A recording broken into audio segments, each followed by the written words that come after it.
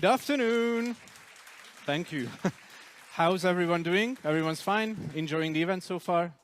Awesome. So, before we get started, and there's at least one person here who knows what's coming, who has heard about this paradigm called fresh body, fit mind?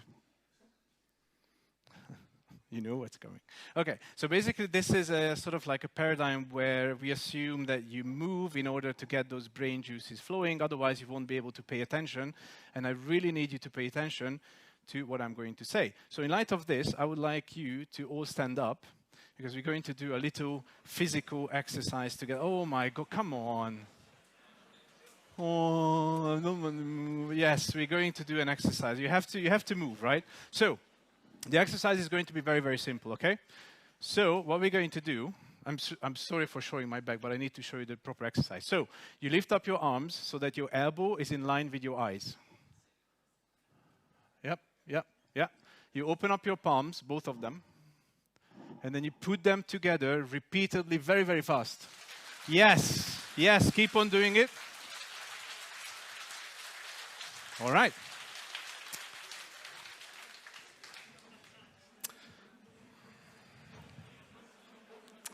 So, thank you. So, I have a collection of these, obviously.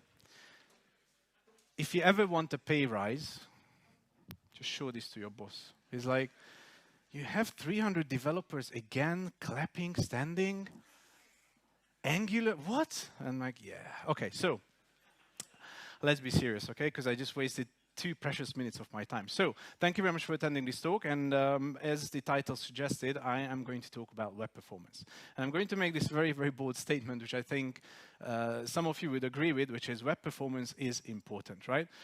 Web performance in today's web and in today's context is really, really important. We are very, very impatient. Just, think about situations when you were on a train or at home and something didn't load within 2 seconds and you start rage clicking and, I'm not going to buy anything from this site, and you go to another one, right? So web performance is important. And throughout this talk, we're going to go through this cycle, right? Which is measure, understand, and act. Because this should be the cyclical thing that you do, which is essentially measure the performance of the site, understand what's happening, and then act based on your findings, okay? And we're going to start with measurement and understanding. But before I do that, here is a tweet, and notice this is from 2020, right? So this tweet was posted by Eddie Osmani. I don't know, maybe some of you know him or you follow him.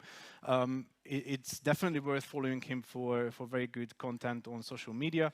And he tweeted that if you want a fast site, test on slow hardware regularly. And this is very important because these days, as developers, we have access to very fast connections, the latest devices, and everything just works really well on our devices. But that is not the reality. Your users may not be in an area where there's 5G connection. They may not have access to the latest iPhone or to the latest, MacBooks. And so if you test your site on slow hardware with slower network conditions, for example, and it works okay, then by definition, the same site is going to work faster on a normal or a more modern device, okay? So measure and understand. Now, there are 2 sections here, right? So there's measurement while you're developing, and there's measurement while you are, not necessarily in production, but when you deploy something in production, okay? And so under the development section, you can use all the features in Chrome DevTools. So you can run a Lighthouse report, you can use the performance panel, the performance insights. For Angular specifically, you can use the Angular DevTools, and you can also use this thing called Source Map Explorer, which I'll show you later on, which you can install from NPM. So a lot of times, I see people, posting Lighthouse scores on LinkedIn and on Twitter and saying, oh, I got 100, and, you get the little confettis and everything. And that's great. But that's running stuff on your machine, okay? Your machine in a sort of like a local Lighthouse instance, and you got a score of 100. That's great, but what you should be really focusing on is what Google labeled as the RUM metrics, the real user metrics. Data coming from your real users. Those are the people who visit your site from across various geographical locations, with various devices, various network conditions. And if those visitors have a good experience, then you can relax. If they have a bad experience, then you have a problem. And so the tools that you can use to measure performance in production or on deployed applications, and the two that I underlined are the tools from Google, PageSpeed Insights and Crocs, which is the Chrome User Experience Report. Other than that, there are a myriad number of tools out there. Some of them have paid plans, some of them have free plans, so Debug Bear, Web Page Test, Yellow Lab, Trio, etc., etc., etc. Okay, but what I would like you to remember is that you need to measure real user data, okay? Not stuff that you have on your machine while you're developing your application. That's a good starting point, by the way, so by all means do that. But once you deploy stuff, you should look at real user data. So I think that was a talk before where you heard about Core Web Vitals. So when you look at, say a PageSpeed Insight report, what you should be looking for are these three metrics. How well do you score on cumulative layout shift, i.e. how visual your page is, how fast your page loads, which is determined by the second metric here, which is called largest contentful paint, and then third, how responsive your site is to the user, which is interaction to next paint, or INP for short. Okay, so this is what you should focus on, and you need to make sure that you focus on real user data for these three metrics. So this is a result of a page, which I shall not mention, where I run a PageSpeed Insights report on the page, and you can see that this is the section taken from the real user data, and they fail the Core Web Vital assessment, right? Largest contentful paint is just about okay, 2.5 seconds. Interaction to next paint is 400 milliseconds, meaning there's a 400 millisecond delay for responsiveness, really bad. And cumulative layout shift is way off, which means that the content of the page shifts and moves around quite a lot. And so how this should look like is this, right? You want to make sure that your users are experiencing your site in the best possible format. Spontaneous. No, I'm kidding. Okay, so so you want to make sure that you parse this across the three metrics, okay? Also, just as a sort of side note, Google now takes these Core Web Vital results into consideration when they build the search page ranking results. Okay, so if you score bad in any of these metrics, that could impede your search page ranking as well. So once you understand, oh, by the way, I should say that this is, as I said, from PageSpeed Insights, and they look at the past 28 days worth of data across multiple devices, multiple regions, and multiple network conditions. Okay, so this is the result of the past 28 days of visitor data. So ACT. So let's switch into Angular, right? So what are the things that you can do in Angular to speed up your Angular application? And we're going to take a look at, I think, about 4 things. The first one is I label that as out-of-bounds change detection. So think about a scenario where you have multiple components on a page and you change something in one component. By default, Angular's change detection would kick in and they would re-render everything on the page or re-render all these components. And so what you want to do, you want to make sure that you use the on-push change detection strategy. So an example, let's say you have a component called the wizard list component, which generates multiple wizard card components, okay? And this is how it would look like in real life, obviously not. So what I've done here, inside the wizard list component, I have a print statement that prints out Angular render the component as many times as many cards you see on the screen, and there's some more below, and we get 9 messages, okay? It means 9 wizard card components were rendered on the page, okay? Then we update one component's house, so we change Harry Potter from Gryffindor to Slytherin. Any Harry Potter fans? Oh, only? Huh, okay. But you know Harry Potter, right? Okay, good. Okay, so we changed his house from Gryffindor to Slytherin, and notice what happens. We get the same message printed, Angular rendered the component 9 times. Why did Angular re-render all the other components if we changed only one? So you go into the component, you set the change detection strategy to on push. This is all what you need to do. Obviously, you do the import, etc., etc. And then for the same update, you only get Angular render the component message once, indicating that it only rendered that one single component. Okay? Simple. And why you don't want to do this, by the way, obviously, this is an example where you have 9 cards. Imagine you have 100, cards, more complex data structures on the page. It would just keep on, re-rendering, especially if you have changes happening to the page fast. Another one, zone pollution, may not be relevant soonish. But let's say you use a third-party JavaScript library of some sort, and these can also trigger change detection inside Angular. Okay, and the example that I'm going to give to you is a JavaScript library called Tippy, which basically allows you to create a sort of like a nice little tooltip for your application. Say on hover on a link, you just display a tooltip. And so you install tippy.js, you create a app tooltip directive, you create a method that would display an image as a tooltip, and then using Angular's profiler, and by the way, what this application is doing is that every time when you hover your mouse over an airport, you will see this image as a tooltip.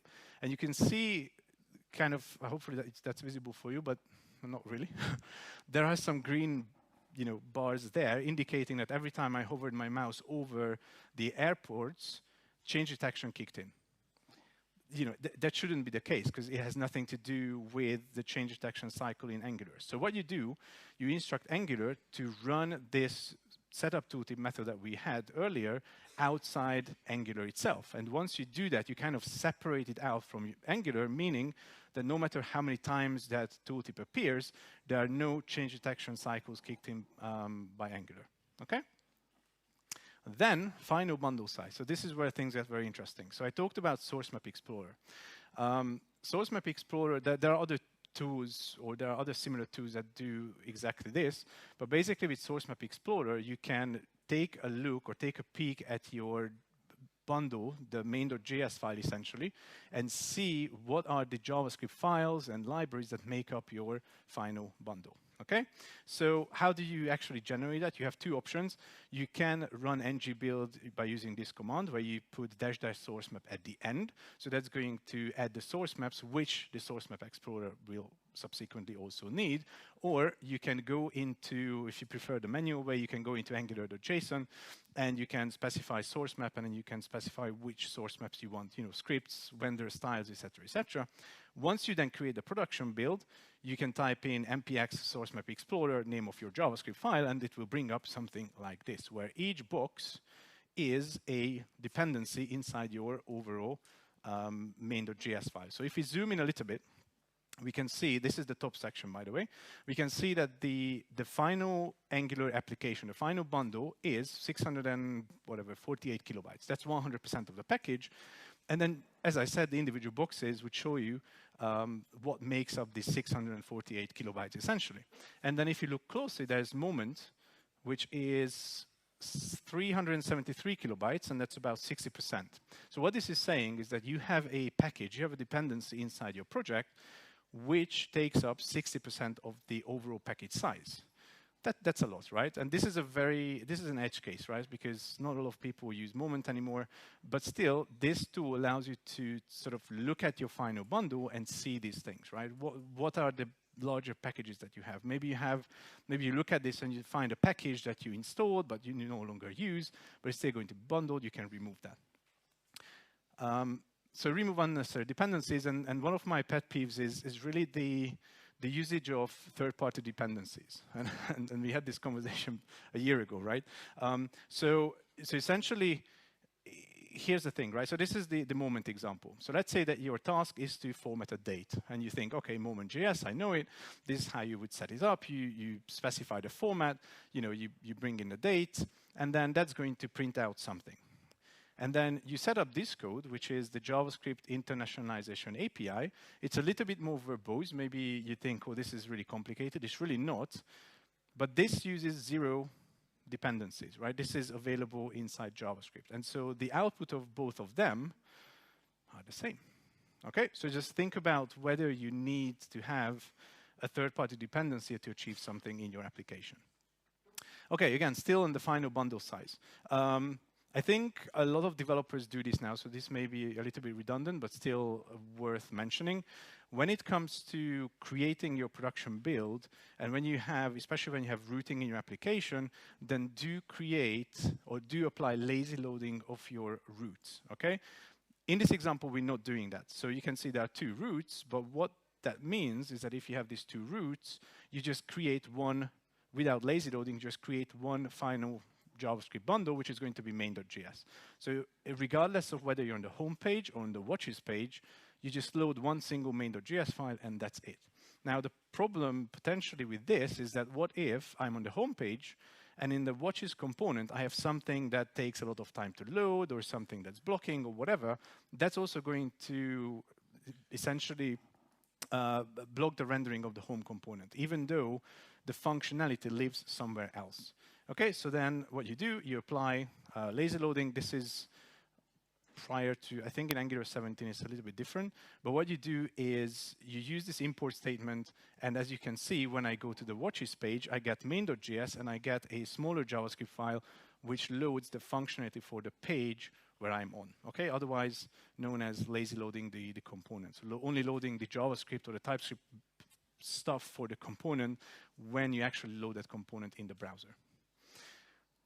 Last pro tip for final bundle size. So this is probably, so it's not going to help you with achieving better performance, but maybe as a team you can agree on certain thresholds. So inside Angular.json, there's a budgets property where you can specify how large the maximum bundle size should be. Okay, and then you can specify a warning, and you can specify an error threshold as well. So what the warning threshold is going to do is when you do an ng build, if the bundle is going to be more than 500 kilobytes, you're going to get a warning in yellow inside your CLI. If it's more than 1 megabyte, then actually the build will fail. Okay, so you can actually set these up via Angular.json, and this is under configurations, production, and then the budgets property. Okay, and then last but not least, media assets, right? So these days, we live in the world of the visual web, okay? And I, in fact, like to challenge people at conferences to show me a website that has no images or videos. It's very, very difficult, right? Because every website you go to, there are product images and videos and just a lot of UI stuff happening. And so actually images and videos are very, very difficult to optimize. But they also directly affect how these two core Web Vital metrics are measured, largest contentful paint in particular, as well as cumulative layout shift. And again, a set of tweets from this guy called Henri. So he analyzed a couple of sites. Again, he does lots of social media stuff on web performance, so it's worth for you to follow him. And he said, he analyzed Beyonce, and he says, okay, there's 1 megabyte plus only for the JavaScript, which is, that's a lot for a simple site, but the rest of the weight for this particular page comes from images. And so then he analyzed another site where he said, in the bottom section, he says, well, there's 2.5 megabytes of JavaScript, but there's 23 megabytes of images, out of which one is a 13 megabyte PNG. So now if you put this into context, 2.5 megabytes of JavaScript versus 13 megabytes of images, clearly images are a lot heavier. Okay, so let's talk about that as well. So here's an example for you. One image is optimized with CSS. The other one has been optimized by the company that I work for called Cloudinary. So seemingly they look exactly the same, right? So why are we talking about this? Well, how many of you have done something like this, where you bring in an image and then you shrink down the size of the image in the browser using CSS by setting the width and the height, or adding the attributes, these attributes to the image? That works, but there's an issue with it. So the other image that I showed you, and this is showing you the Cloudinary Angular SDK in action. So what it does exactly the same. It resizes the image to be 200 by 200, plus it finds the face automatically, and then does a few additional things, which I'll show you in just a moment. And then if you put these two side by side, the problem becomes that the original CSS image is 583 kilobytes, whereas the one delivered by Cloudinary is going to be 8.6 kilobytes. Now, obviously, you think, well, 500 kilobytes is not a lot, but what if you have 20 images or 30 images that are 500 kilobytes on the page? Clearly, that just keeps on adding up, whereas 30 times 8 is still going to be significantly less. So, key takeaway, try to use next-generation image formats for media asset optimization. Don't necessarily use JPEG, try to use WebP, AVIF, or JPEG XL, which is now supported in Safari. Also, be sure that the original size or the intrinsic size of the image is not larger than the container where you want to store that image, okay? And if you can use a service such as Cloudinary, for example, to serve up the images that have been automatically quality optimized. So, before I get to that, quick demo. So, there's nothing better than to roast a conference's website. So, if you go to the ngrom.io/speakers, and Michele, I'm sorry, I don't know where he is, but this is the right picture. So I don't know how this happened, but this is going to be the perfect example. So on this page, you have lots of images, okay? And if you hover your mouse over, and I'm using DevTools, right? So if you hover your mouse over here, not here, sorry, here, is that visible? Hopefully you can see that. So the problem is that we have a rendered size and we have the intrinsic size, okay, or the original size. So what this is saying is that we have an image that has been rendered by the browser to be 160 by 160. In other words, the container where this image lives in is just 160 pixels. The intrinsic size, the original size of the image that was actually downloaded and parsed by the browser is 2,852 pixels, or 32, or whatever that is. Okay, and the file size is 3.7 megabytes. Now, if you look at the network panel, I'm just filtering out images here. Out of the 4.5 megabytes worth of images just on this one single page, this single image is 3.7. That's a lot, right? Now, imagine if all these images would be this size. Okay, so what can we do?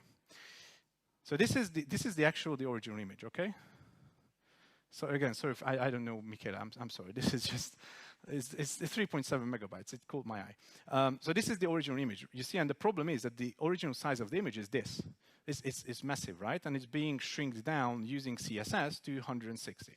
So what can you do? So let's focus on the size, 3.7 megabytes. And luckily, and I don't know how this happened, but this picture has been uploaded to Cloudinary by someone. I don't know who did it, but it's inside Cloudinary. So once the image is inside Cloudinary, you can just add F-Auto and Q-Auto. So F-Auto and Q-Auto will achieve two things. F-Auto is short for automatic format, Q-Auto is short for automatic quality.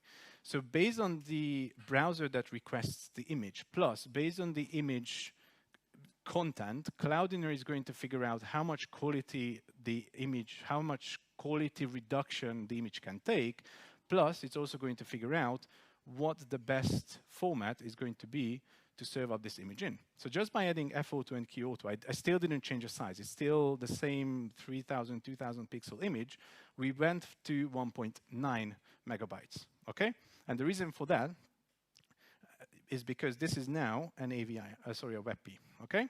And if you compare the two, quality-wise, these are the same, even though we reduced this size. Now, we can also add width 160, height 160, indicating that we want to resize the image.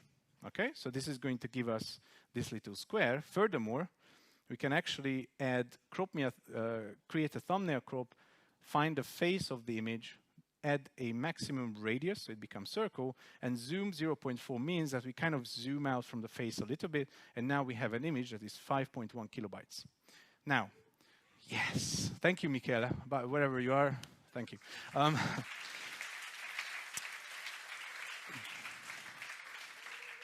So now, if you do this for all of these images, right, on this page, then 4.5 megabytes is suddenly going to become maybe 500, 600 kilobytes for all the speaker images, right? Which is, as I said, going to definitely help with performance. So I have one more minute.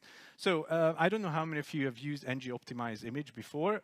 It very recently or fairly recently got revamped, and it does a lot. So it's a beautiful, beautiful directive that I highly recommend that you check out, because it does lazy loading, it does responsive image generation automatically. It also allows you to have placeholders, which is this technique called LQIP, low quality image placeholders, where they load a sort of very low quality blurry version of the image first, which is 800 bytes, and then once the original image downloads, they then apply that. And apart from all of this, do check out the docs for this on the new Angular documentation page, because it's quite nice. It also integrates with third-party providers, and thankfully, the Angular team decided to have an integration with Cloudinary as well. So even if you have these images in Cloudinary, you want to use additional Cloudinary features, you can match that with ng-optimized image. And for extra credit, you can use the new deferrable views where you defer a component. So you can do very nice lazy loading, placeholder images, responsive images with this component. This is how it looks like. So you specify the cloud unit provider, and there's just going to be an image element where you put ng source, that's the wherever the image is, and then you just add width and height, priority placeholder, and you get this very nice efficient way of loading images added to your page. Okay, I don't have time for this, but do check out static site generation because Angular can now generate routes and parameterize routes at build time as opposed to request time, which also helps with performance. So if you would like to try Cloudinary, this is the last thing that I want to share, and you want to receive, so there's a free system, freemium plan, but if you want to get additional free credits per month, scan that QR code and use that QR code to register to Cloudinary, and then you shall receive these additional free credits. I'll leave that on for another 5, 4, 3, 2, 1. Thank you, done. And that was me. Thank you very much for your attention.